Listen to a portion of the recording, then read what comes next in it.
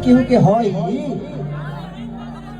हमार ना है तो कहाँ केहू के हई केहू के होखेबे करी है हई चाहे होई है चाहे होखे वाली होई है।